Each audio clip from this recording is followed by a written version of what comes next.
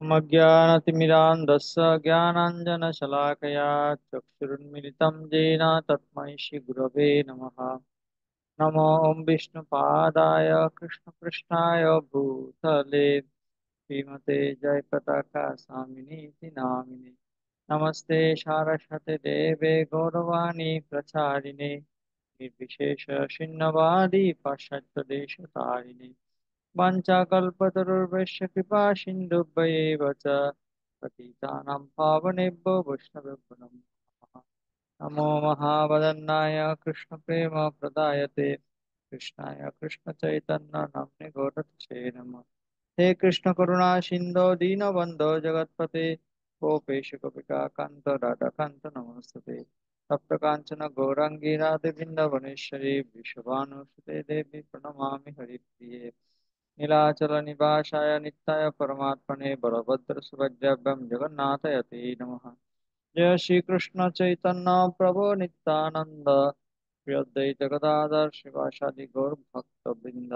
हरे कृष्ण कृष्ण कृष्ण हरे हरे हरे राम राम राम हरे हरे। হরে কৃষ্ণ। সবাইকে আমি স্বাগত জানাচ্ছি সেলফ ম্যানেজার কোর্সে। এই কোর্সের প্রথম সেশন চলছে শান্তির সূত্র। এই শান্তির সূত্রের উপর আমরা প্রায় 7-8টা ক্লাস দিয়েছি প্রথম সেশনের প্রথম ভাগের উপর। আজকে দ্বিতীয় ভাগ শুরু হবে। শান্তির সূত্র সেশন 2 সিলেবাস হচ্ছে ইন্দ্রিয় তৃপ্তির মাধ্যমে স্বার্থপর ভাবে সুখের অন্বেষণ। সেকেন্ড টপিক হচ্ছে একটি বাস্তব সমাধান, ভগবান যা বরাদ্দ করেছেন তার অধিক ভোগ করার চেষ্টা করো না। এখানে একটা শ্লোক আপনারা দেখতে পাচ্ছেন, কেউ পড়বেন শ্লোকটা?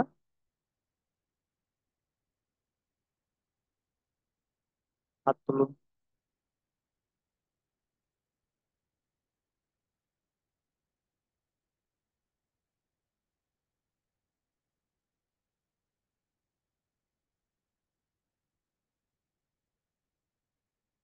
পড়ুন। তো ভুল লেখামা করবেন।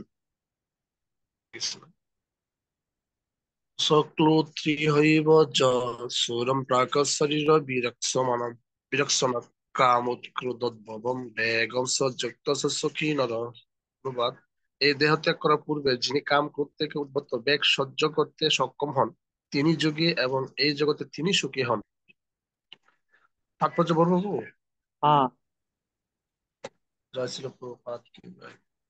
যদি কেউ আত্ম উপলব্ধির পথে উন্নতি সাধনে প্রয়াসী হন তবে তাকে জড় ইন্দ্রিয়ের বেগ দমন করবার চেষ্টা করতেই হবে। এই বেগ ছয় প্রকারের: বাচু বেগ, ক্রোধ বেগ, মনোবেগ, দুর্বেগ, উপস্থ বেগ ও জিহ্বা বেগ। যিনি ইন্দ্রিয়ের এই সমস্ত বেগ ও মনকে বশ করতে সক্ষম হয়েছেন তাকে বলা হয় গোস্বামী অথবা স্বামী। এই গোস্বামীরা কঠোর সংযমের সঙ্গে তাদের জীবন যাপন করেন এবং ইন্দ্রিয়ের সমস্ত বেগগুলিকে সর্বোত্তমভাবে দমন করেন। জড় বাসনা যখন অতৃপ্ত থেকে যায় তখন ক্রোধের সৃষ্টি হয় এবং তার ফলে মন, চক্ষু ও বক্ষ উত্তেজিত হয়। তাই এই জড় দেহটিকে ত্যাগ করার আগেই এই বেগগুলি দমন করার অভ্যাস করতে হয়। যিনি তা পারেন তিনি হচ্ছেন আত্মতত্ত্ববিদ এবং আত্মোপলব্ধি স্তরে তিনি পরম সুখী। যোগীদের কর্তব্য হচ্ছে কাম ও ক্রোধকে বশ করার প্রাণপণ চেষ্টা করা। হরে কৃষ্ণ।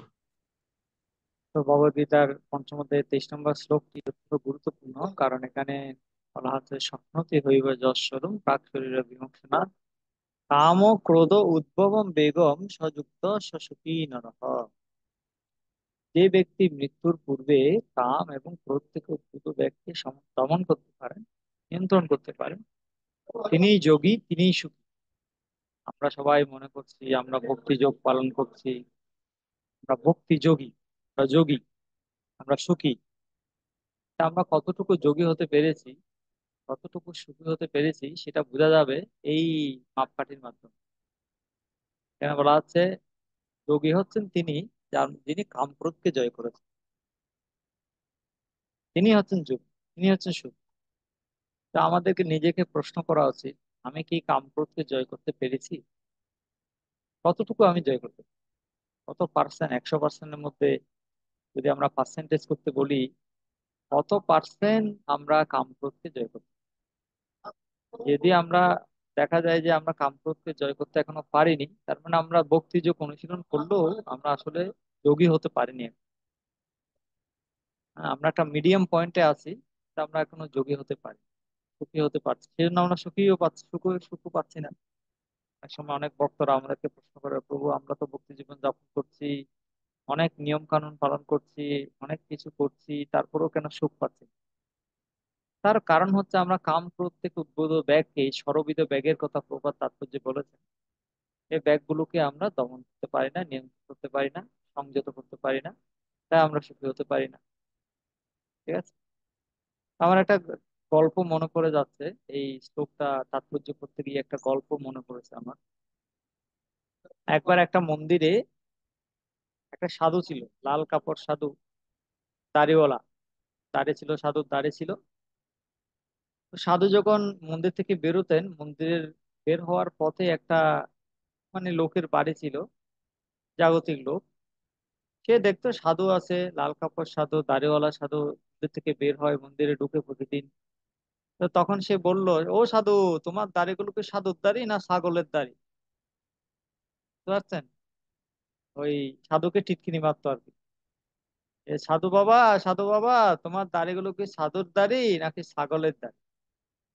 ছাগলেরও দাড়ি থাকে, সাধুরও দাড়ি আছে, তোমার দাড়িগুলো কি সাধুর দাড়ি না ছাগলের দাড়ি? তো সাধু কিছু বলে না, চুপচাপ থাকে। এভাবে অনেক দিন বলেছে, অনেকবার প্রশ্ন করেছে সাধুকে, সাধু কোনো উত্তর দেয় না, শুধু চুপচাপ শুনে থাকে। তা একবার কি হয়েছে, সাধু অনেক বৃদ্ধ হয়ে গেছে, মৃত্যু শয্যায় শায়িত, কিছুক্ষণ পরে মরে যাবে সে। তখন সে অবস্থায় সাধু বললেন তার শিষ্যদেরকে যে, আমাদের মন্দিরের নিচে একটা লোক আছে, জাগতিক লোক, অমুক অমুক নাম, ওকে একটু নিয়ে আসো আমার কাছে, আমার সাথে কথা বলতে চাই। তখন শিষ্যরা নিয়ে আসলো সেই লোকটাকে। আর সেই লোকটাও একদম হাত জোর করে সাধুকে প্রণাম করলো। মানে এই সাধু তো সারা জীবন ওকে টিটকিনি মেরেছে, কিন্তু এখন সাধু তাকে ভালোবাসা, মৃত্যুর আগে ডাকতে, কথা বলতে চাইছে। সে তো অবাক হয়ে গেছে। তখন সাধু তাকে বললেন, তুমি আমাকে অনেকবার প্রশ্ন করেছো, আমার দাড়িগুলো কি সাধুর দাড়ি নাকি ছাগলের দাড়ি? তা এখন আমি মৃত্যুশয্যায় শায়িত, কিছুক্ষণ পরে আমি মারা যাব। তা এখন আমি তোমাকে তোমার প্রশ্নের উত্তর দিতে চাই। তোমাকে আমি বুকে হাত দিয়ে বলতে পারি, আমার দাড়িগুলো সাধুর দাড়ি, ছাগলের দাড়ি নয়। কেন? তার কারণ হচ্ছে আমি সারা জীবন ভগবানের সেবা করেছি, ভগবানের সন্তানদের সেবা করেছি, কাম ক্রোধকে জয় করেছি। তাই আমি এটা নিশ্চিত করে বলতে পারি যে আমার দাড়িগুলো ছাগলের দাড়ি নয়, সাধুর দাড়িই ছিল। সেজন্য প্রভুপাদ বলেছেন, সাধন করো, ভজন করো, মরতে জানলে হয়। মৃত্যু হচ্ছে পরীক্ষা। এই পরীক্ষায় আমরা উত্তীর্ণ হব কিনা সেটা নির্ভর করছে সারা জীবন আমরা কিভাবে অনুশীলন করছি, কিভাবে আমরা কৃষ্ণ কৃষ্ণ ভক্তি অনুশীলন করতে কত সিরিয়াসলি আমরা অনুশীলন করছি, সেটার উপর। বছরের পরে একটা ফাইনাল এক্সাম হয়, ফাইনাল এক্সামে আমি পাশ করে উপরের শ্রেণীতে যাব কিনা সেটা নির্ভর করে সারা বছর আমি কতটুকু পড়ালেখা করছি, কতটুকু সিরিয়াসলি আমি করেছি, সেটার উপর। এরকম আমাদের মৃত্যু নামক পরীক্ষায় আমরা উত্তীর্ণ হব কিনা সেটা নির্ভর করছে সারা জীবন আমরা কৃষ্ণ ভক্তি কত তীব্রতার সাথে করছি তার উপর। সেই জন্য এখানে বলা হয়েছে, স্বপ্নতে হইবে যৎস্বরূপ প্রাক শরীর বিমোক্ষণাৎ, কাম ও ক্রোধ উদ্ভবম বেগম সযুক্ত সসুখী নরঃ।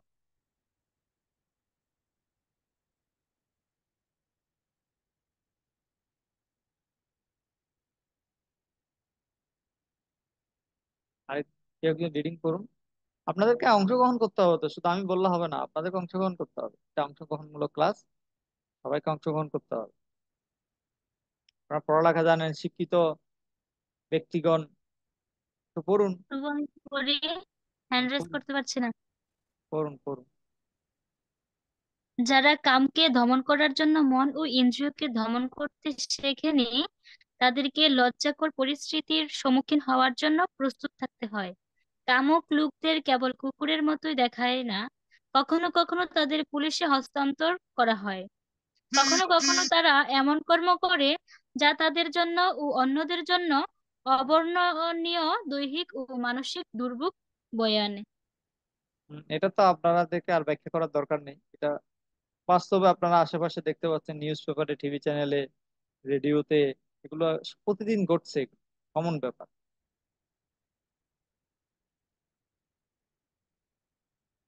করুন,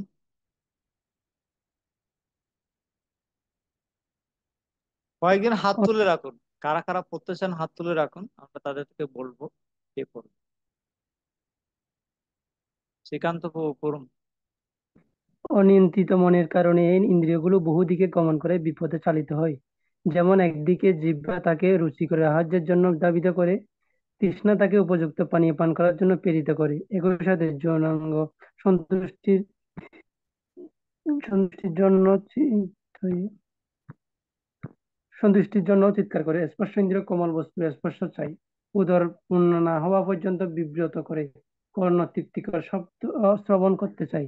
ঘ্রাণেন্দ্রিয় সন্তোষজনক সুগন্ধি দ্রব্যের মিষ্ট গন্ধ অনুসন্ধান করে এবং চঞ্চল চক্ষু তৃপ্তিকর দৃশ্য দর্শনের জন্য হাহাকার করে। তাই ইন্দ্রিয় অঙ্গ এবং পতঙ্গ সকলেরই সন্তুষ্টি চাই। এভাবে জীব বহুদিকে ধাবিত হয়।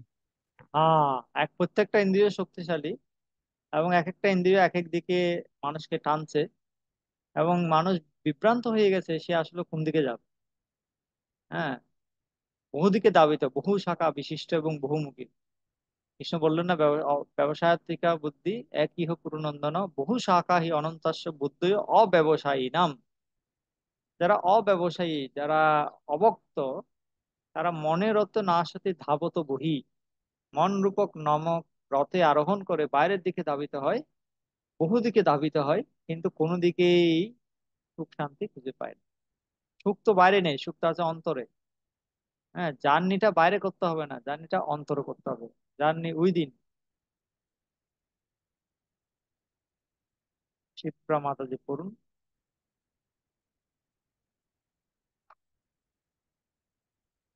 হরে কৃষ্ণ প্রভু।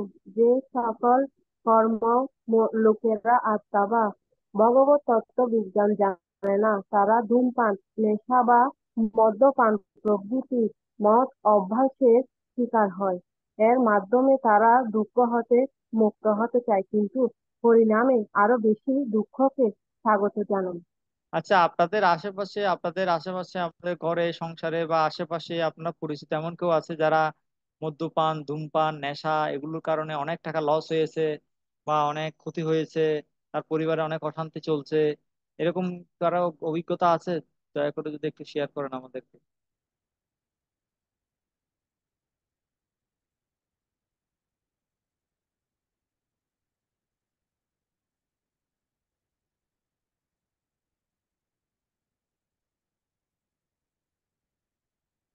মদ্যপান, ধূমপান বা জুয়া খেলা, এরকম এইসব ব্যাপারে জড়িয়ে গিয়ে সব টাকা খুইয়েছে, এখন অনেক অসুস্থ হয়ে গেছে, ঠিক চিকিৎসা চিকিৎসা চলছে কিন্তু ঠিক হচ্ছে না, পাগলের মতো হয়ে গেছে বা উন্মাদের মতো হয়ে গেছে, বা এরকম আর কি, নেশা করলে যা হয়। তো এরকম আপনাদের পরিচিত কেউ নেই আপনাদের আশেপাশে, আপনাদের এলাকায় বা আপনাদের ঘরে, আপনাদের পাড়া প্রতিবেশীর মধ্যে কেউ নেই? কেউ একজন বাস্তব অভিজ্ঞতা যদি আমাদের সাথে শেয়ার করেন।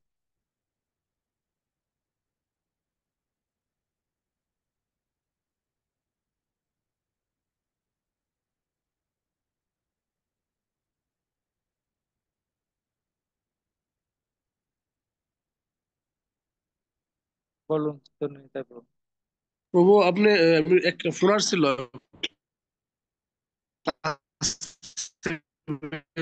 গেছিলাম। প্রশ্ন যদি আবার করতেন তাহলে সুবিধা হতো। করবেন, আমি মানে রেজিস্টার আপনার ছিল তো শুনতে। আপনার দেখা, আপনার চোখে দেখা এমন কোনো বাস্তব ব্যক্তি, এমন কোনো মানুষের ঘটনা বলুন, যিনি নেশা করে বা অবৈধ জুয়া খেলা, অবৈধ সঙ্গ এগুলো করে পথভ্রষ্ট হয়ে এখন খুব কঠিন পরিস্থিতির মধ্য দিয়ে যাচ্ছে, জটিল রোগ হয়ে গেছে, বা তার পরিবারে অনেক অশান্তি, এরকম একটা ঘটনা, বাস্তব ঘটনা আপনার অভিজ্ঞতায়, আপনার চোখে দেখা এরকম কোনো অভিজ্ঞতা যদি থাকে বলতে পারে। তো এরকম একটা ঘটনা আছে আমাদের বেজে আর কি, মেস লাইফে। আমি যখন মেস লাইফে ছিলাম তখন মেসের একটা 3-4 জন ভক্ত, ওরা মোটামুটি সবকিছু প্রথমে সবকিছুই পালন করতো। কিন্তু যে কোনো কারণে একটা নতুন ভক্ত আসার পরে ওই ভক্তরা সহকারে আর 3 জন, ওরা আর আমাদের বিধিনিষেধগুলো পালন করতেছে না। মেসেজ আমরা 6টার দিকে মঙ্গলতি করতাম, ওইটাও করতেছে না। এভাবে সে বিভিন্ন ভাবে অন্যদিকে দাবিত হইতো। তো একটা পর্যায়ে, কৃষ্ণ, হ্যাঁ, বলুন বলুন, শুনতে পাচ্ছি। তো তো একটা পর্যায়ে ওই ভক্তরা সহ মানে 4টা ভক্ত আমাদের মেস থেকে বের হয়ে গেল। পরবর্তীতে ওই 4টা ভক্তের মধ্যে একটা ভক্ত ফিরে আসছিল, কিন্তু বাকি 3 জন আর আসে নাই। ওই 3 জনের মধ্যে একজন শেষ পর্যায়ে সে এমন নেশাখোর হয়েছে, প্রচুর নেশা করতো, অন্যান্য জাগতিক ছেলেদের সাথে মিশতো, নেশা করতো। তো একদিন ও নেশা করতে করতে করতে হার্ট অ্যাটাক করে মারা গেছে। এটা আমার নিজের চোখে দেখা বলবো। আর বাকি 2টা ভক্ত সর্বদাত্রাণি দিব্যান লোকান স্বগচ্ছতি। আর বাকি 2টা ভক্ত এখনো ওইভাবেই কামাসক্ত হয়ে জর্জরিত। একটা ভক্ত আবার ফিরে আসছে, আর বাকি 2টা ভক্ত আসে নাই। তাহলে আপনারা আর কেউ শেয়ার করতে চান এরকম ঘটনা আপনাদের? আমি জানি সবার সাথে, সবারই এরকম ঘটনা কিছু না কিছু পরিচিত আছে। আপনারা লজ্জায় বলতে চাচ্ছেন না, দয়া করে বলুন, এগুলো বাস্তব অভিজ্ঞতা। কারণ আমরা ক্লাস দিলে যতটা না শিক্ষা হবে, বাস্তব ঘটনা শুনলে তার থেকে বেশি আরো শিক্ষা হবে।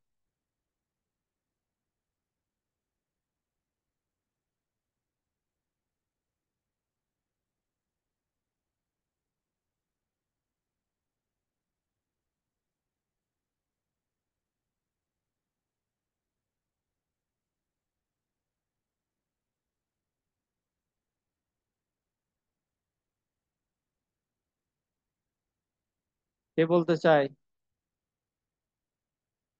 আনমিউট করে বলে হলেন, সমস্যা নেই। ভিডিওটা না হয় অফ করলেন না, ভিডিওটা অফ রাখলেন, অন্তত অডিওটা তো চালু করে বলুন।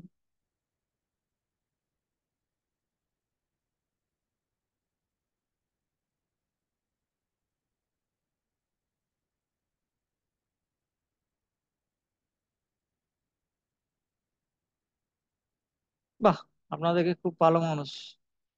আপনাদের দেখাতে আপনাদের পরিচিত কেউ নেই যে নেশা করে, আর জুয়া খেলা খেলে, লুডো খেলা, তাস খেলা এগুলো খেলে, হ্যাঁ, বা কোনো অবৈধ সঙ্গে জড়িত, বা এরকম খারাপ কাজে জড়িত, অসামাজিক কাজে জড়িত, এরকম কেউ নেই। বাহ, আপনারা সবাই সুখী মানুষ। জয় হোক আপনার।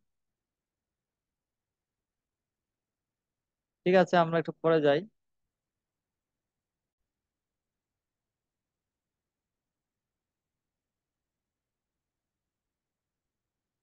কে কে পড়ার পড়ার জন্য কে কে হাত তুলেছিলেন? শ্রীকান্ত, করুন।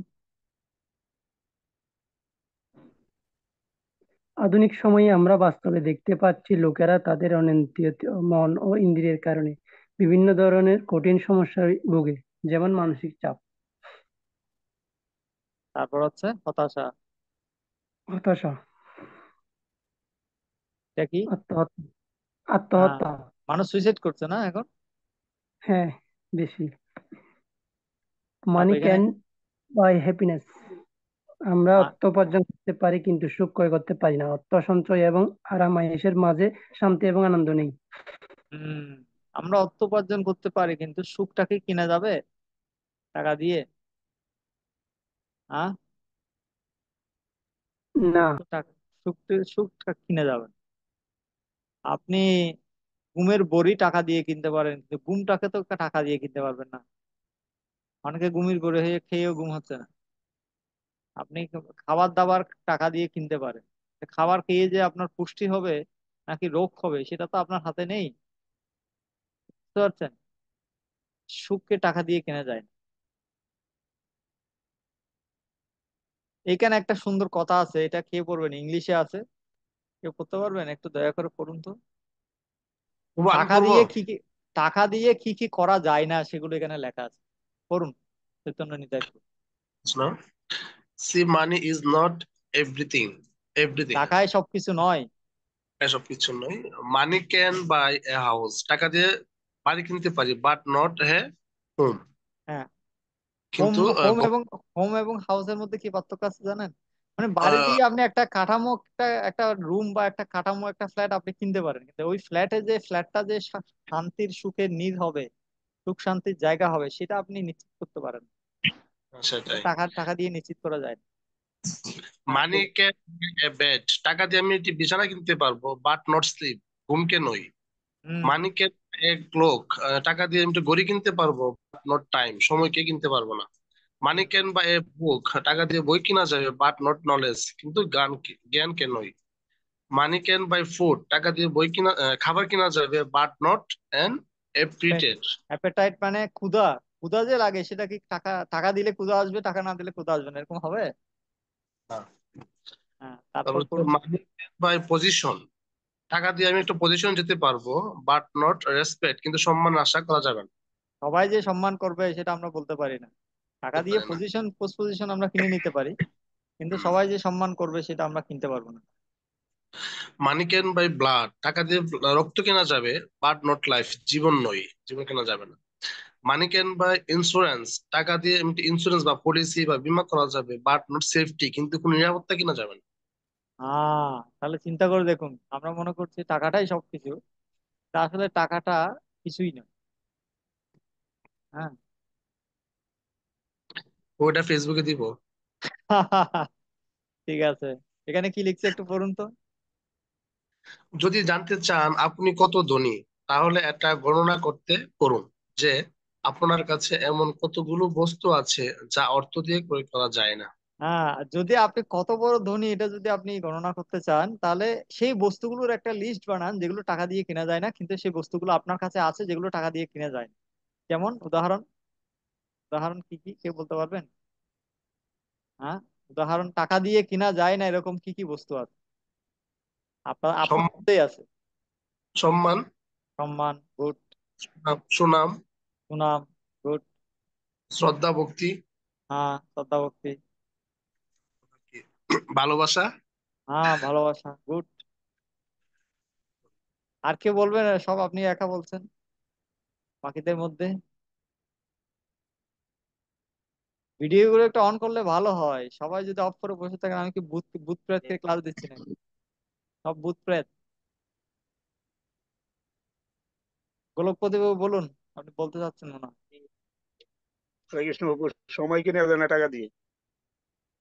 সময় কিনা যায় না, গুড। প্রকাশ সাকি একটা বলো, বলো, তুমি একটা বলো, কি কিনা যায় না? তোমার আছে কিন্তু এটা টাকা দিয়ে কিনা যাবে না।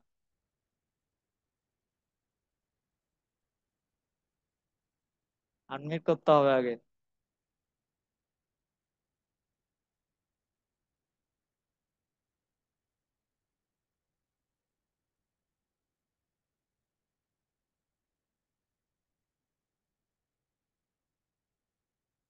এই যে সহযোগিতা, আমরা বলি সবসময় বলি সহযোগিতা করো, সহযোগিতা করো, টাকা দিলে সহযোগিতা করবে সবাই?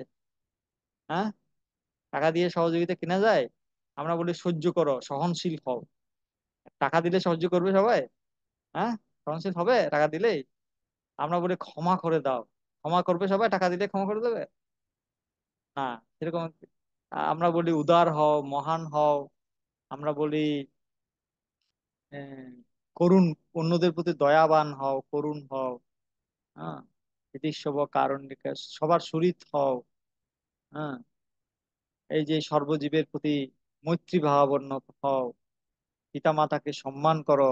এরকম বহু বহু গুণ আমরা শত শত গুণ লিস্ট করতে পারি, যেগুলো টাকা দিয়ে কিনা যায় না। কিন্তু এগুলোই হচ্ছে জীবনের সার বস্তু।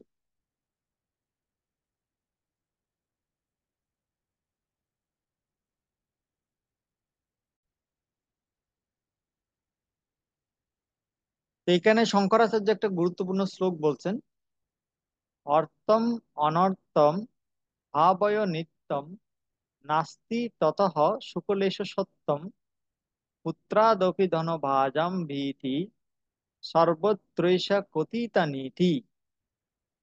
অর্থকে সর্বদা অনর্থ বলে চিন্তা করো, সত্য কথা হচ্ছে অর্থের মধ্যে সুখের কণামাত্র নেই।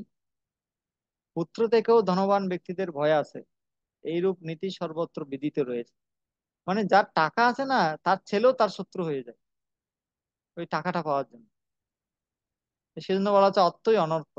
শঙ্করাচার্য বলতে অর্থকে সবসময় অনর্থ বলে বিবেচনা করো। তুমি সবসময় মনে রেখো যে এই অর্থের মধ্যে সুখের লেশ মাত্র নেই। পুত্রাদপি ধনভাজাম ভীতি, মানে ছেলের কাছ থেকেও ভয় থাকে যে টাকা থাকে। পুত্র থেকেও ধনবান ব্যক্তিদের ভয় আছে। এরূপ নীতি সর্বত্র বিদিত। আমরা অর্থ উপার্জন করতে পারি কিন্তু সুখ ক্রয় করতে পারি না। অর্থ সঞ্চয় এবং আরামায়েশের মাঝে শান্তি আনন্দ নেই। নিয়ন্ত্রিত মন সুখের প্রকৃত রহস্য। মাইন্ড যদি কন্ট্রোল না হয়, শুধুমাত্র টাকা দিয়ে আপনি সুখ শান্তি কিনতে পারবেন।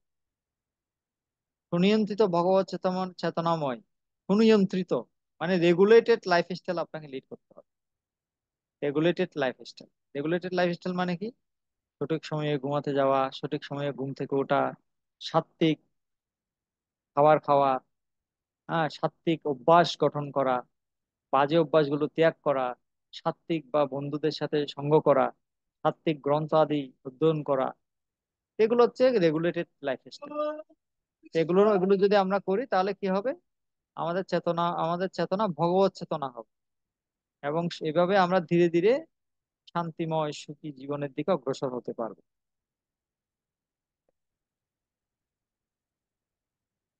তো প্রকৃতিকে মা বলা হয়েছে, হ্যাঁ, মাদার নেচার। প্রকৃতিকে মা বলা হয়, মাদার নেচার, বসুমতী মাতা, হ্যাঁ, মাতা বলা হয়। তো প্রকৃতি যদি মাতা হয় তাহলে পিতাকে, মাতা যদি থাকে তো পিতা একজন থাকবে না? পিতার ছাড়া কি মাতা কি সন্তান উৎপাদন করতে পারে না? তো কৃষ্ণ গীতায় বলছেন ময়াদ্দেক্ষণ প্রকৃতি স্বীয়তে সচরাচরম হেতু নানেন কন্তেয় জগৎ বিপরিবর্ততে। যে প্রকৃতি আমার নির্দেশনায় কাজ করে। অহম বীজপ্রদ পিতা, আমি হচ্ছে বীজ প্রদানকারী পিতা। এভাবে কৃষ্ণ হচ্ছেন পিতা।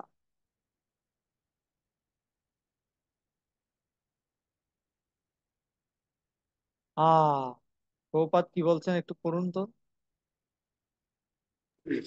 হরে কৃষ্ণ। না, প্রভুপাদ আপনি যখন আপনি আপনি হাত তুলেননি, হাত তুলতে হবে।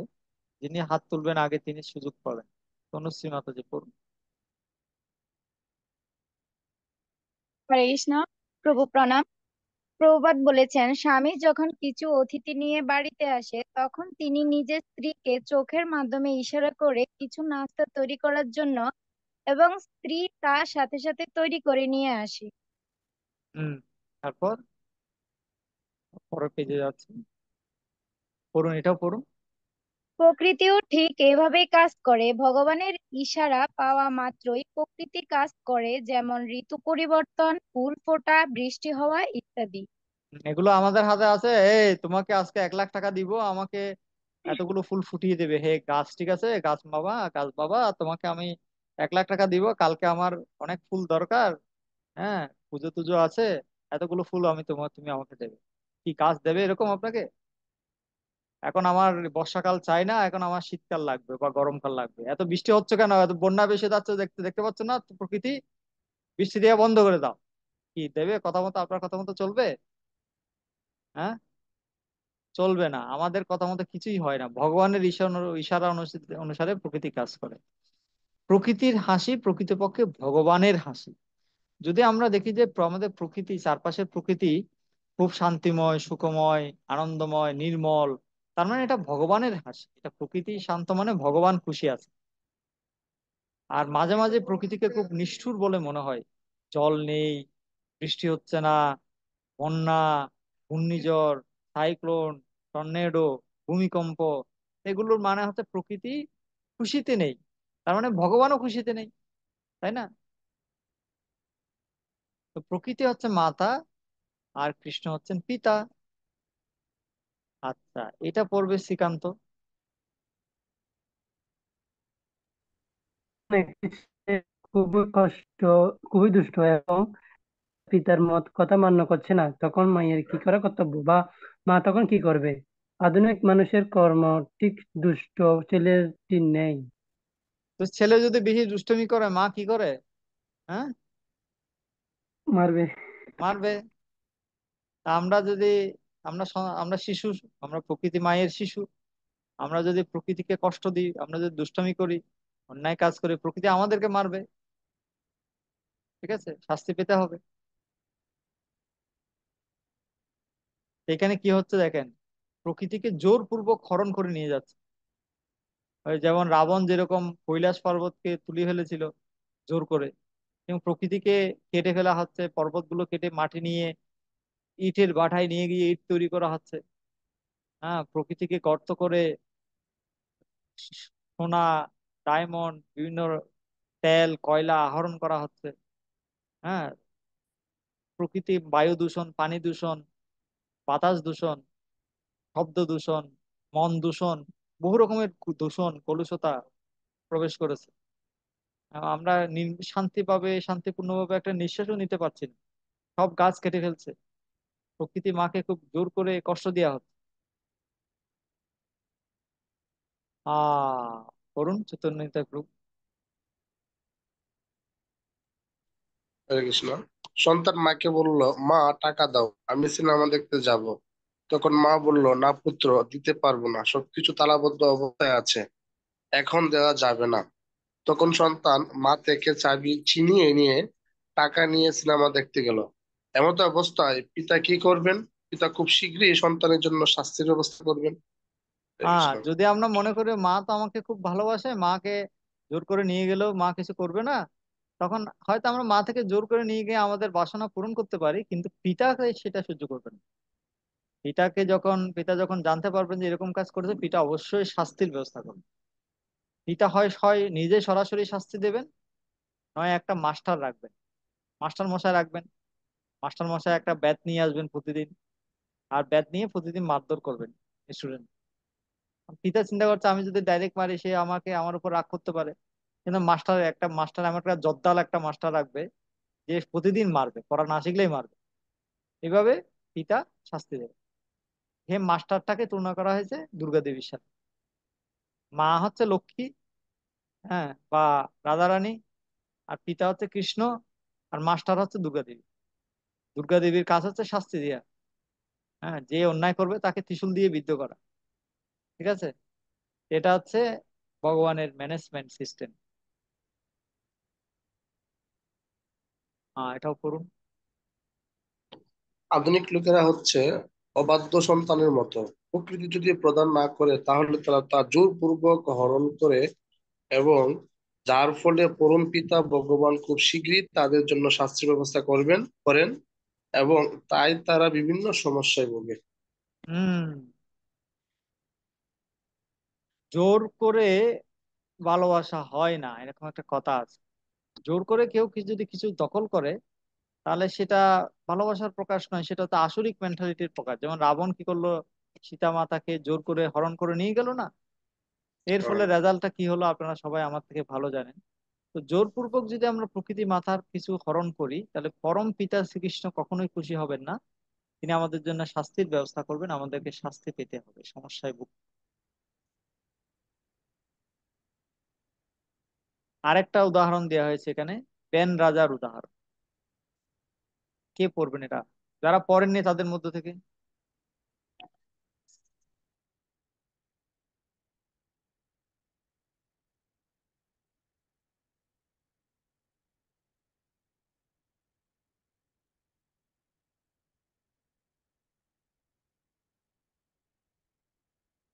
পড়ুন মাতাজি, এই তো মাতাজি। হরে কৃষ্ণ, প্রণাম। প্রকৃতপক্ষে স্বার্থপর ভাবে নিজের ইন্দ্রিয় তৃপ্তির জন্য কর্ম করা অনৈতিক এবং ধ্বংসাত্মক।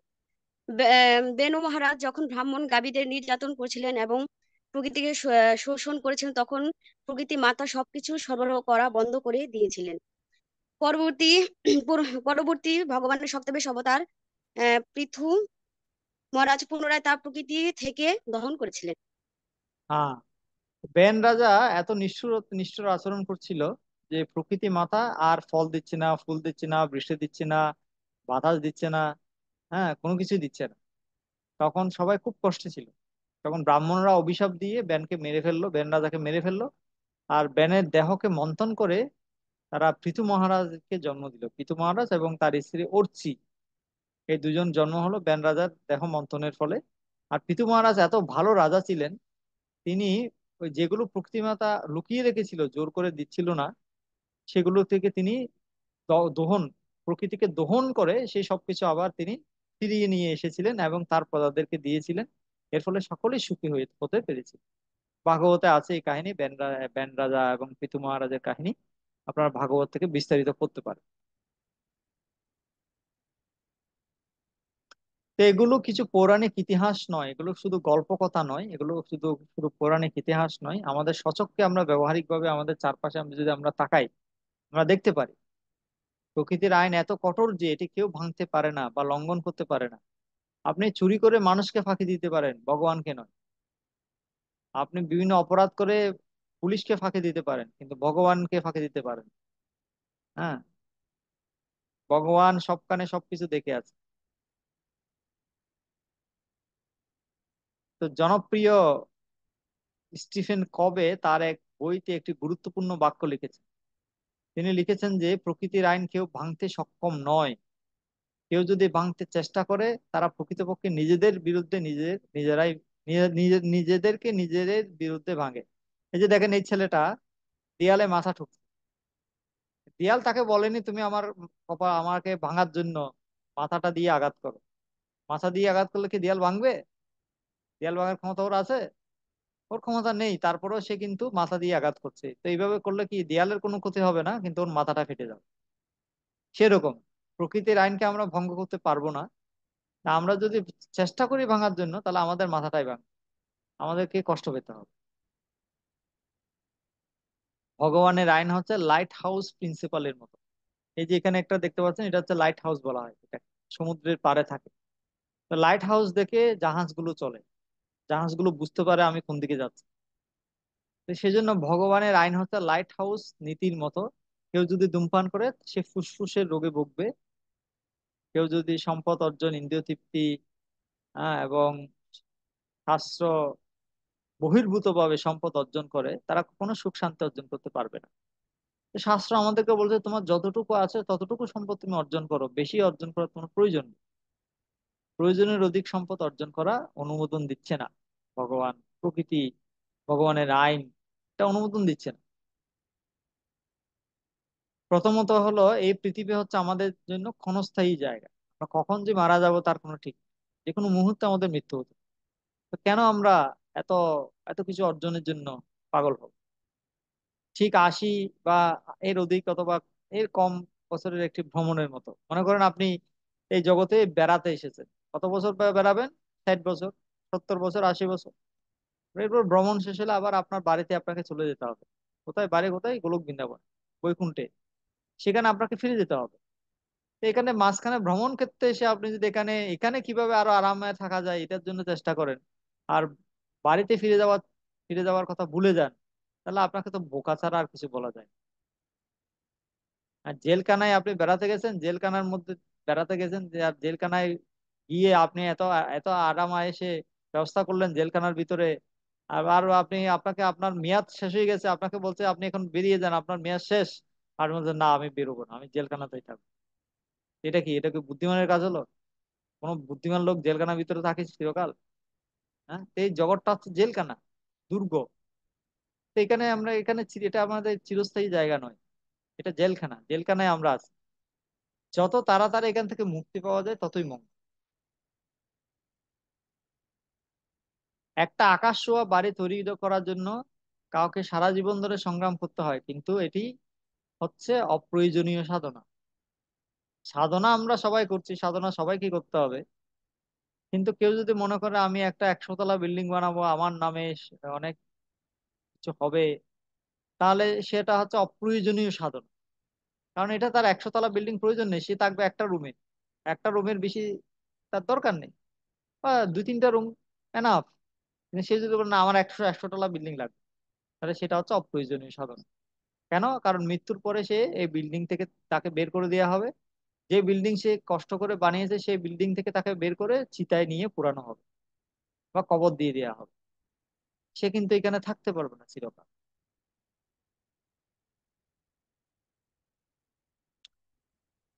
যেমন কোনো এক কর্মচারীকে কোম্পানি কর্তৃক একটি গাড়ি প্রদান করা হলো, কেন? বাড়ি থেকে সে যেন গাড়িতে করে কাজে অফিসে আসতে পারে এবং অফিস থেকে আবার বাড়িতে যেতে পারে, সেজন্য তাকে গাড়িটা দিয়েছে।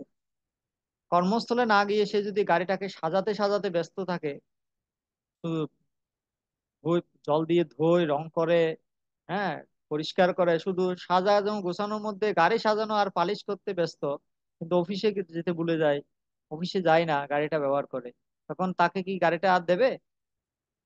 হ্যাঁ। তো সেজন্য আমাদেরকে বুঝতে হবে what is the goal of life. Goal of life কি? জীবস্য তত্ত্ব জিজ্ঞাসা নার্ত যস্যেহ কর্মভি। যে আমাদেরকে তত্ত্ব জিজ্ঞাসা করতে হবে। হ্যাঁ। তত্ত্ব জিজ্ঞাসা মানে কি? আহ তত্ত্ব জিজ্ঞাসা মানে আমি কে, ভগবান কে, ভগবানের সাথে আমার কি সম্পর্ক, আমি এই জগতে কেন এসেছি, মৃত্যুর পরে কি হয়, আমি তো দুঃখ চাই না, কেন আমি দুঃখ পাই, কিভাবে আমি ভগবানের কাছে ফিরে যেতে পারি, এইগুলো হচ্ছে তত্ত্ব জিজ্ঞাসা। হ্যাঁ, কামস্য ন ইন্দ্রিয় প্রীতি লাভ ও জীবে তো যাবতা। শুধুমাত্র কামনা বাসনা পূর্তি করা এটা জীবনের উদ্দেশ্য না, এটাতে কোনো লাভ হয় না। জীবস্য তত্ত্ব জিজ্ঞাসা নাস্য যচ্চেহ কর্মবি। জীবনের উদ্দেশ্য হচ্ছে তত্ত্ব জিজ্ঞাসা করা, এছাড়া আর কোনো উদ্দেশ্য নিয়ে কর্ম করা উচিত।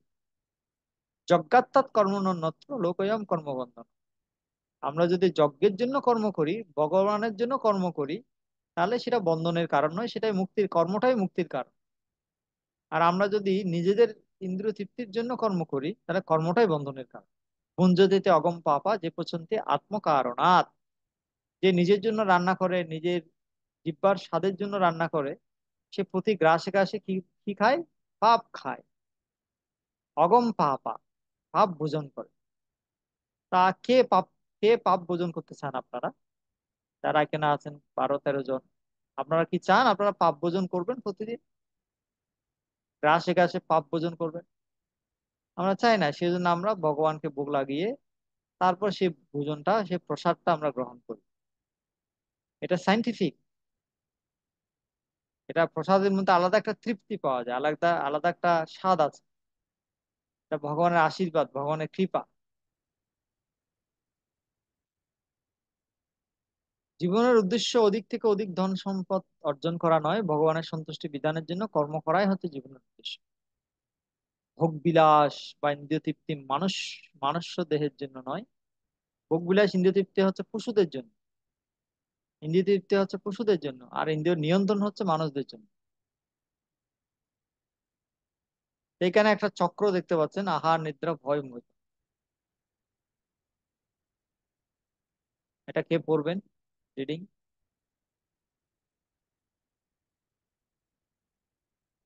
করুন শ্রীকান্ত প্রভু। পশুরা তাদের সহজাত বৃত্তি অনুসারে ইন্দ্রিয় তৃপ্তি করে থাকে। যেমন কোনো নির্দিষ্ট সময়ে তাদের খাবারের প্রয়োজন হয়, কোনো নির্দিষ্ট সময়ে তাদের ঘুমের প্রয়োজন হয়, কোনো নির্দিষ্ট সময়ে তাদের যৌন প্রয়োজন মেটানো হয়। এবং উল্লেখযোগ্য বিষয় হচ্ছে অধিকাংশই পশুরাই মানুষের উপর নির্ভর করে এবং তারা ইন্দ্রিয় তৃপ্তি ছাড়া অন্য কোনো বিশেষ কাজ করতে পারে না। যেমন তারা মানুষের মতো আত্মতত্ত্ব অনুসন্ধান করতে পারে না, তারা ভগবান সম্বন্ধে অনুসন্ধান করতে পারে না, এবং তারা কেন দুঃখ কষ্ট ভোগ পাচ্ছে এই বিষয়ে তারা অনুসন্ধান করতে পারে না।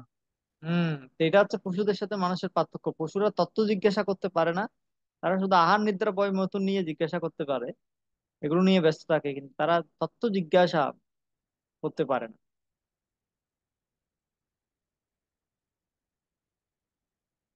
আর এটাও পড়ুন শ্রীকান্ত প্রভু। কেউ যদি প্রয়োজনের চেয়ে অধিক এবং অধিকতর সম্পদ অর্জন করে তাহলে কি হয় তার জীবনে?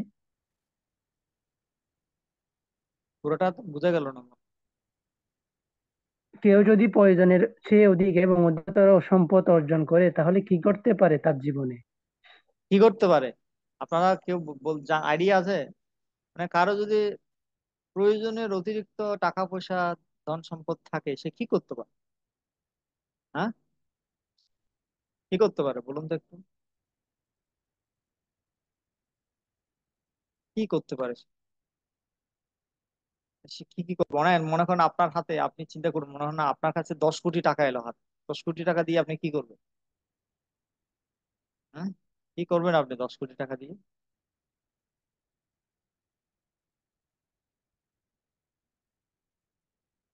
অনেক টাকা হাতে পেলে কি করবে?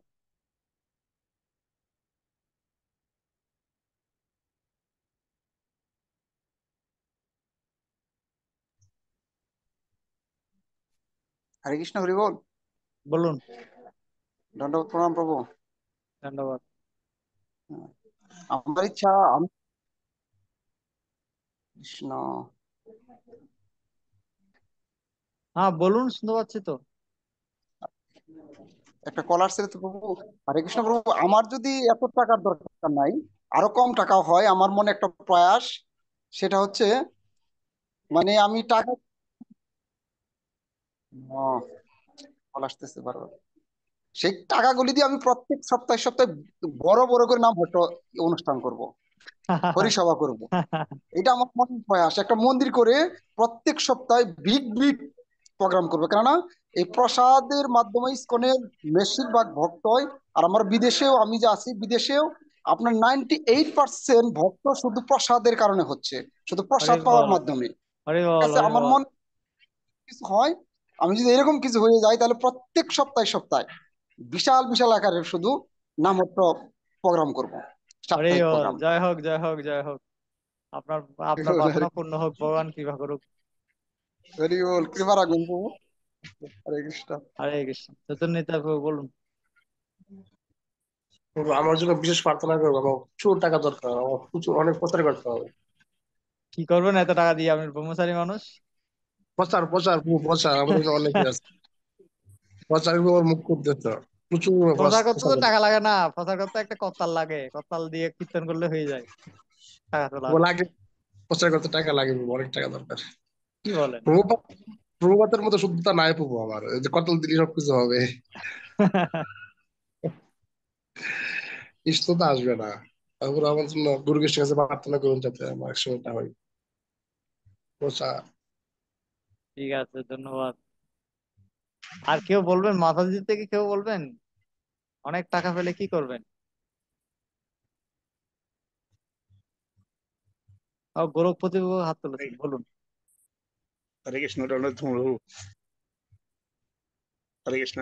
হ্যাঁ, হরে কৃষ্ণ, শুনতে পাচ্ছি, বলুন। হ্যাঁ প্রভু, ধরেন না, অনেক টাকা পেলে হয়তো যদি প্রভুপাদের মতন হয়, তাহলে ভগবানের সেবা লাগাবে, ভগবানের জন্য মন্দির করবে। আর যদি আমার মতো হয়, আমার মতো কাছে কারো কাছে অনেক টাকা হয়, তাহলে আমি কি করব? আমি তো ভক্ত হতে পারি নাই, তো আমি অভক্ত হলে কি করব? অবৈধ কাজে লাগাবো, মদ গাঁজা নারীবাজি এই সমস্ত কাজে লাগাবো। আর যদি হ্যাঁ, প্রভুপাদের মধ্যে ভক্ত হতে পারি, তাহলে ভগবানের সেবা লাগাবো। একদম কারেক্ট, একদম কারেক্ট, রাইট। আপনি সঠিক কথা বলেছেন, উচিত কথা বলেছেন। ধন্যবাদ আপনাকে। আর কেউ বলতে চান? আরেকজন থেকে শুনবো, লাস্ট ওয়ান। অনেক যদি টাকা হয় কি করবেন? একটা ফ্ল্যাট, একটা বাড়ি কিনবেন, একটা গাড়ি কিনবেন, হ্যাঁ, তারপর বিশাল আরামদায়ক ফার্নিচার কিনবেন, এসি কিনবেন, টিভি কিনবেন, ফ্রিজ কিনবেন, আর কি করবেন? কি কি প্ল্যান আছে আপনার? দেখি, শুনি দেখি। মাতাজিরা কেউ বলেননি, কেউ একজন বলুন।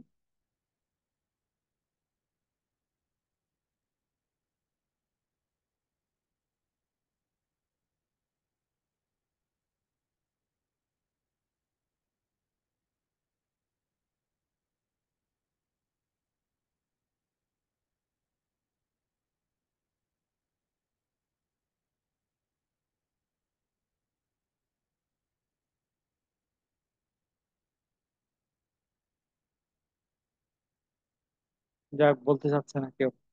ঠিক আছে, আমরা আরেকটা স্লাইড দেখি, শেষ করে দেবো সময় শেষ পর্যায়ে।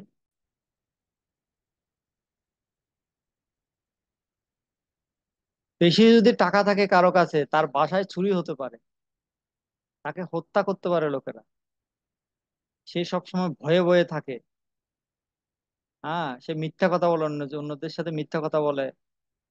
হ্যাঁ, এবং তা সে সবসময় একটা দুশ্চিন্তার মধ্যে থাকে, কেউ টাকাটা চুরি করে নিয়ে গেল কিনা, ইন্স্যুরেন্স করতে হবে কিনা, হ্যাঁ, টাকাটা কোথায় রাখলে নিরাপদে থাকবে, এরকম একটা সংকটের মধ্যে সে থাকে। লাস্ট স্লাইডটা, এটা আজকের জন্য লাস্ট স্লাইড। কে পড়তে চান রিডিং? পড়ুন প্রভু। হরে কৃষ্ণ। শাস্ত্র বলে সুখ প্রত্যেকের জন্য বরাদ্দ করা হয়ে গিয়েছে, কেউ বরাদ্দের চেয়ে অধিক সুখ ভোগ করতে পারে না। টাকা তোমাকে ছেড়ে চলে যাবে অথবা তুমি টাকাকে ছেড়ে চলে যাবে। যদি কেউ টাকা ত্যাগ করেনি এবং সেই টাকাও তাকে ছেড়ে চলে যায়নি, কিন্তু আশ্চর্যের বিষয় হচ্ছে যে সেই ধন সম্পদ সুখ নিশ্চিত ভাবে যে বয়ে আনবে তার কোনো নিশ্চয়তা নেই, কারণ টাকা সুখ নিশ্চিত করে না। হুম। তো সেজন্য আমরা একটা স্লাইড দেখাচ্ছিলাম, মানি, মানি দিয়ে আপনি অনেক কিছু কিনতে পারবেন কিন্তু আবার অনেক কিছু কিনতে পারবেন না। সেজন্য যারা বুদ্ধিমান তারা ভগবানকে চায়, তারা লক্ষ্মী দেবীকে শুধুমাত্র আলাদাভাবে চায় না, তারা লক্ষ্মী নারায়ণ দুজনকে একসাথে চায়, সীতারাম দুজনকে একসাথে চায়, রাধা কৃষ্ণ একসাথে চায়। শুধুমাত্র রাধা, শুধুমাত্র কৃষ্ণ, শুধুমাত্র সীতা বা শুধুমাত্র রাম বা শুধুমাত্র লক্ষ্মী, শুধুমাত্র নারায়ণ, এভাবে তারা চান। তারা দুইজনকে একসাথে চায়। লক্ষ্মী নারায়ণ, সীতারাম, রাধা কৃষ্ণ একসাথে থাকলে কি কি সুবিধা? লক্ষ্মী দেবী আর অন্য কোথাও যাবেন না, চিরকাল সেখানে থেকে যাবে, অচলা হয়ে যাবে। কিন্তু যদি শুধুমাত্র লক্ষ্মীকে পূজা করে, নারায়ণকে পূজা না করে, তাহলে লক্ষ্মী চঞ্চলা।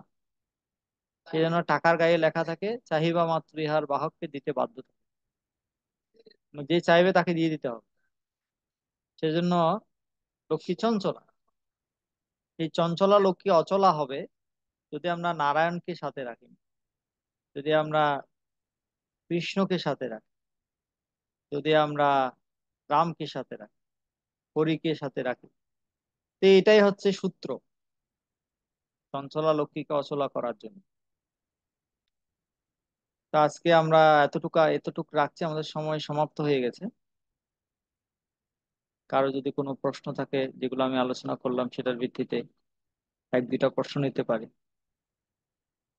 বলুন চিত্তান্বিতা একটু। প্রভু, গীতা একটা শ্লোক আছে, বাবা মহম ভগবান তার ভক্তের ভার বহন করেন, এরকম হুম। একটা জগন্নাথ মিশ্রের একটা কাহিনী আছে। আবার বরাদ্দর যে বিষয়টা বলছেন ওইটা বরাদ্দ পূর্ব নির্ধারিত। হুম। তো ওইসব বিষয় যেটা আছে আমার জন্য যেটা বরাদ্দ আছে সেটা তো আমি অবশ্যই, এটা নাই সেটা হয়তো আমার জন্য যে অধিক বাসনা জাগ্রত হই সেটা কিসের জন্য। আর ভগবান তো বলছে যে অনন্যমান চিত্ত দৃষ্ট দৃঢ়ব্রতা, মানে যে অনন্য চিন্তা যে ভক্তগুলা, ওই ভক্তগুলা একজন সমস্ত কিছু বহন করেন। হুম। তো আবার ওইটা বরাদ্দ করে দেওয়া আছে, আবার যারা অনন্য চিন্তা বা ভগবানের সেবা করেন তাদেরকেও উনি সবকিছু দেন। তো ওই দুইটা বিষয় আবার কেমন হয়ে গেল না? আর তাছাড়া আপনি আমাকে বরাদ্দের বিষয় সম্পর্কে একটা মেসেজ দিয়েছিলেন, সেটা আমি মোটামুটি কনফার্ম বুঝতে পারছি আমি যেটা মেসেজ কি বুঝতে চাইছিলাম। এখন ওই যে দুইটা বিষয়, যে ভগবান এক জায়গায় বলছে ভক্তের সমস্ত কিছু বহন করেন, আবার এক জায়গায় বলছে উনি বরাদ্দ সবকিছু করে দিয়েছেন।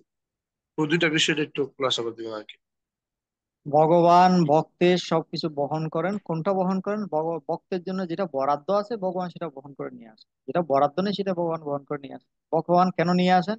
কারণ ভক্তের কোনো চাহিদাই নেই, ভক্ত কিছুই চাচ্ছে না ভগবানের কাছ থেকে। ন জনম ন জনম ন সুন্দরী কবিতাম্বা জগদীশ কামে মম জন্মনি জন্মনেশ্বরে ভবথাৎ ভক্তির অহৈত কিতে। ভক্ত এটাই চাইছে, ভক্তি ছাড়া আর কিছু চাই না সে। এখন কিন্তু ভক্তি আমরা যে ছাড়া, ভক্তি ছাড়া ভক্ত আর কিছু চায় না, কিন্তু তার তো তার কপালে তো অনেক কিছু বরাদ্দ আছে, সেটা তো আনতে হবে না। সেটা ভগবান ব্যবস্থা করে। তার তার সে না চাইলেও, যেমন একজন পিতা জানেন সন্তানের প্রয়োজন কি। সন্তান হয়তো বলছে বাবা তোমাকে ছাড়া আমি কাউকে চাই না, কারণ কিছু চাই না। কিন্তু বাবার দায়িত্ব হচ্ছে ও না চাইলে ওকে যা যার প্রয়োজন ওর তা দিতে হবে না। ওর লোভের জন্য যা প্রয়োজন তা দেওয়ার দরকার নেই, কিন্তু ওর যেটা বেসিক নিড সেটা তো ভগবান পিতার দায়িত্ব দিয়া। এবং ওর যেটা সন্তানের যেটা অলরেডি আছে সেটাকে রক্ষা করা পিতার দায়িত্ব। ভগবান সেই দায়িত্বটা পালন করে, এটাই বলেছেন ভগবান। কিন্তু জগন্নাথ মিশ্রের যে লীলাটা আমরা দেখছি, ওই লীলা তো তো জগন্নাথ মিশ্র তো ভিক্ষা করতেন, উনি ভিক্ষা করে যা পেতেন হুম। তার থেকে হাজার গুণ বেশি কৃষ্ণ বলরাম এসে ওনার বাসায় দিয়ে গেলেন। তো হুম। ওইটা কি ওনার বড় বেশি ছিল না? কি ওর এটা জগন্নাথ মিশ্র নয়, ওটা হচ্ছে অর্জুন মিশ্রের কাহিনী। এটা আচ্ছা, আছে অর্জুন মিশ্র। ভক্তমাল নামক গ্রন্থে এই অর্জুন মিশ্রের কাহিনী বর্ণিত আছে। ওনার আরেক নাম হচ্ছে গীতা পান্ডা। উনি হ্যাঁ, গীতা প্রতিদিন পান। প্রতিদিন 18 অধ্যায় গীতা পড়তেন, ডেইলি 18 অধ্যায় গীতা পড়তেন। আর 5 গড় ভিক্ষা করে যা পেতেন তা দিয়ে চলতেন। তা একবার বর্ষাকাল ছিল, তিনি ভিক্ষা করতে যেতে পারেনি কয়েকদিন ধরে। না খেয়ে আছেন, ছেলে মেয়েরা না খেয়ে আছে। তার স্ত্রী খুব রেগে গিয়ে বলছে তুমি কিছু নিয়ে আসো, নাহলে তো আমরা তো খেতে পারছি না।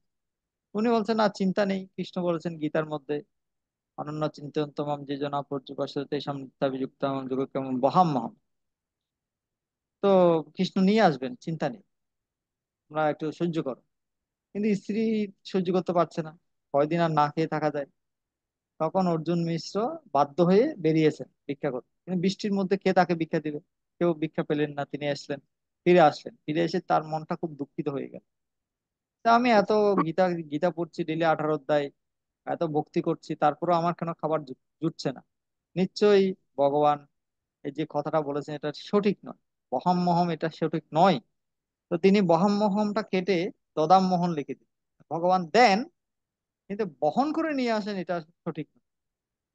তো তখন এই দদাম মোহন কেটে লিখে তিনি চলে গেলেন স্নান করতে। আর তখন কৃষ্ণ বলরাম দুইটা সুন্দর বালকের বেশে এসে অনেক কিছু দিয়ে গেলেন, শাক সবজি ফল মূল অন্ন ডাল বিভিন্ন কিছু দিয়ে দিয়ে গেলেন। তো ব্রাহ্মণী অর্জুন মিশ্রের স্ত্রী বললেন তাদেরকে তোমরা একটু বসো, তোমরা একটু প্রসাদ পেয়ে যাবে। ওরা বলছে না না না, আমরা খেতে পারবো না, আমাদের জিহ্বা কাটা, জিহ্বা কেটে দিয়েছে। সে আমাদের জিহ্বা দিয়ে, এই কাটা জিহ্বা দিয়ে আমরা কিছু খেতে পারবো না, আমাদের সেই মশলা লাগলেই, তেল রস লাগলেই জিহ্বা জ্বলে, আমরা খেতে পারবো না। তো তখন ব্রাহ্মণে জিজ্ঞেস করছে কে এমন নিষ্ঠুর কাজটা করলো, তোমাদের জিহ্বা কেটে দিল কে, এত বড় সাহস কে করলো। তখন সে বলছে আমাদের গুরুদেব, আপনার স্বামী, আপনার স্বামী হচ্ছেন আমাদের গুরুদেব, উনি আমাদেরকে পাঠিয়েছেন। আজকে উনি স্নান করতে যাওয়ার সময় রাজার সাথে দেখা হয়েছিল, রাজা এইসব জিনিস ওনাকে দিল, উনি আমাদের শিষ্যদেরকে দিয়ে আপনার কাছে পাঠালেন। আর আমাদেরকে, আমার পাঠানোর আগে উনি আমাদের জিহ্বা কেটে দিয়েছে। ওই স্ত্রী তো খুব মানে ব্রাহ্মণী খুব মন খারাপ হয়ে গেছে, এত ভালো ছেলে, এত দেখতে এত সুন্দর ছেলে, যে জিহ্বা কেটে দিল, আজকে আসুক, একটা বকা দিতে হবে। তো অর্জুন মিশ্র, ওই দুইজন ছেলে বালক চলে গেল, অর্জুন মিশ্র স্নান টান করে এলেন। স্ত্রী তো একদম খুব রেগে মেগে আছেন। আর অর্জুন মিশ্র দেখছেন যে কি অনেক খাবার দাবারের আয়োজন। স্ত্রীকে জিজ্ঞেস করছে এত খাবার দাবার তুমি কোথায় পেলে। তখন স্ত্রী তো উত্তর দেওয়ার আগে আগে গালিগালাজ শুরু করে দিয়েছে, এত এত দুইটা ভালো শিষ্য তোমার, একটা এত নাদোষ নুদোষ বাচ্চা, ওদেরকে তুমি এত নিষ্ঠুর ভাবে জিহ্বাটা কেটে দিলে, তুমি এরকম তো আমি কখনোই জানতাম না। তখন অর্জুন মিশ্র তো কিছু বুঝতে পারছে না কি হয়েছে ব্যাপারটা। তখন অর্জুন মিশ্র বলতে তুমি ভেঙে বলো তো, ছেলেগুলো কিরকম ছিল, কালার কিরকম ছিল। ব্রাহ্মণী বলছে একজন ছিল কালো রঙের, একজন হচ্ছে সাদা রঙের, একজনের মাথায় ময়ূর পুচ্ছ ছিল, হাতে বাঁশি, কোমরে বাঁশি ছিল। তারা অনেক দেখতে অপূর্ব রূপ লাবণ্য। আর তারা অনেক বোঝাগুলো মাথায় বহন করে এখানে নিয়ে এসেছে, তারা বলছিল তো তারা নাকি তোমার শিষ্য। তখন অর্জুন নিশ্চয় বুঝতে পেরেছে ঘটনা কি হয়েছে। তিনি তাড়াতাড়ি গীতাটা খুলে দেখলেন যেখানে কেটে দিয়েছেন, ওখানে দদাম মহমটা কোথায় উধাও হয়ে গেছে, আবার বহাম মহম হয়ে গেছে। বহাম মহম যেরকম ছিল বহাম মহমই হয়ে গেছে। তো এটা হচ্ছে ভক্তের ভার ভগবান বহন করে, কারণ এটা ওর ওর ভাগ্যে অদৃষ্টে অদৃষ্টে এটা বরাদ্দ ছিল। কিন্তু সে সেটা নিতে পারেনি, তার কারণ বৃষ্টি পড়ছিল আর সে গীতা পড়ার প্রতি আসক্ত ছিল। এ খাওয়া দাওয়া নিয়ে টেনশন নিয়ে সে এত ভাবতো না। তার চিন্তা হচ্ছে ভগবানের চিন্তা নিয়ে ব্যস্ত। তা ভগবান চিন্তা করছে আমার ভক্ত আমার জন্য এত চিন্তা করছে, ওর জন্য আমি কিছু চিন্তা করি। সেই জন্য ভগবান তার যেটা বরাদ্দ সেটা বহন করে নিয়ে এসে। ঠিক আছে। তাহলে প্রভু প্রভু আরেকটা বিষয়, তাহলে আমাদের যে সুদামা, সুদামার কি ওইগুলো বরাদ্দ ছিল যেগুলো ভগবান উনি ত্রিলোক ওনাকে দিয়ে দিয়েছিলেন? হ্যাঁ হ্যাঁ হ্যাঁ, বরাদ্দ ছিল, বরাদ্দ তো ছিল, আচ্ছা, কিন্তু কিন্তু উনি নেননি, এতদিন নেননি। নেননি কেন? কারণ উনি জানেন না যে এটাকে এতে আদৌ কি আমার বরাদ্দ কিনা। সুদামা তো ব্রাহ্মণ ছিলেন না, ব্রাহ্মণরা খুব মানে সরল জীবন যাপন করে। সুদামা তো কৃষ্ণের কাছে ভিক্ষা চাইতে যেতে চাননি, স্ত্রীর চাপে গিয়েছেন। স্ত্রী তাকে বলছে যে আমরা কয়দিন না খেয়ে থাকবো, ছেলে মেয়েগুলো মরে যাচ্ছে না খেয়ে, তুমি যাও, কৃষ্ণ তো তোমার বন্ধু, অনেক দ্বারকার রাজা, তুমি গেলে নিশ্চয়ই কিছু না কিছু দেবে। তো স্ত্রী যারা, সুদামা বাধ্য হয়ে গিয়েছেন। আর সুদামা চিন্তা করছেন আমি ভিক্ষা চাইবো না, কিন্তু এই অজুহাতে কৃষ্ণকে তো একটু দর্শন করে আসতে পারবো। ভিক্ষা চাই না চাই সেটা পরে, কিন্তু কৃষ্ণকে তো দর্শন করতে পারবো, আমার বন্ধুর সাথে এতদিন পরে দেখা হবে, সেই চিন্তা করে সুদামা গিয়েছে। এবং সে কিন্তু কৃষ্ণের কাছে কিছু চাইনি, সেটা চাওয়ার মতো ওরকম সাহস হয়নি তার। কিন্তু কৃষ্ণ তাকে সবই দিয়েছে, কারণ কৃষ্ণ জানেন ভক্তের কি প্রয়োজন। বুঝতে পারছি। আমার এত টাকা দরকার, কবে দিব ভগবান? যেদিন আপনি যেদিন আপনি বলতে পারবেন যে আমার এত টাকার দরকার নেই, সেদিন কৃষ্ণ আপনার বাসনা পূরণ আমার তো পাশে আমার স্টুডেন্টদের মাঝে প্রচার করা, কারণ আমাদের বাংলাদেশ সময়টা খুব কোমল, ওদের একটু সহযোগিতা ভালোবাসা দিলেই ভক্ত হয়ে যায়। তাই আর কৃষ্ণ কি। চায় প্রচার হোক, কিন্তু কৃষ্ণ দেখবেন যে আমি যে ওকে প্রচার করার জন্য এম্পাওয়ারমেন্ট করব, ও কি প্রচারটা ধরে রাখতে পারবে কিনা। প্রচার তো শুরু হয়ে যাবে ঠিক আছে, কিন্তু এটা কি কন্টিনিউ হবে কিনা, এটা কি লাস্টিং হবে কিনা। তো কৃষ্ণ অনেক কিছু চিন্তা ভাবনা করে যখন দেখবেন যে না, ও এখন ডিটাচ হতে পেরেছে, আসক্তি নেই কোনো কিছুর প্রতি, এবং তাকে দিলে সে সেটা মিসইউজ করবে না, সঠিকভাবে ব্যবহার করবে, তখন কৃষ্ণ দিবে। কৃষ্ণের শক্তি শক্তিমান হতে পারবো না? কৃষ্ণ কি সে শক্তি দিতে পারে না? সবকিছু দিতে পারে। কৃষ্ণ দিবে, কিন্তু আপনার তো একটা স্বাধীনতা আছে না। আপনি তো টাকা দিয়ে অনেক কিছু করতে পারেন কৃষ্ণ সেবা না করে। তো আপাতত সেই কৃষ্ণ আপনাকে পরীক্ষা না করে কেন দেবে? আর কবে পরীক্ষা করবে? যেমন অনেকে বাবার কাছে যখন ছেলেরা টাকা খুঁজে, বাবা আমাকে 100 টাকা দাও, বাবা কি সাথে সাথে দিয়ে দেয়? বাবা আগে না, জিজ্ঞেস করে তুই টাকা দিয়ে কি করবি, তোর টাকা কি জন্য প্রয়োজন, হ্যাঁ, আমাকে বল আমি কিনে দেবো। অনেকভাবে পরীক্ষা নিরীক্ষা করে যখন দেখে যে না, ছেলে যেটা চাইছে এটা একদম লিগ্যাল আছে এবং ওর আসলে এটা প্রয়োজন, তখন কি বাবা 100 টাকা দিয়ে দেবে। এরকম পরীক্ষা করে তারপর দেয়। ঠিক আছে, আপনার স্টুডেন্ট পড়াশোনা তোমার সব করে আপনার জন্য হরে কিলো কৃষ্ণ। বার্তা কর। ঠিক আছে, আপনার সবাইকে ধন্যবাদ, প্রণাম। বাঞ্ছা কল্পতরুভ্যশ্চ কৃপা সিন্ধুভ্যেব পতিতানাং পাবনেভ্যো বৈষ্ণবেভ্যো নমো নমঃ। শিল প্রপাত কি জয়, গুরু মহারাজ কি জয়, নিতাই গৌর প্রেমানন্দে, হরি হরি বল।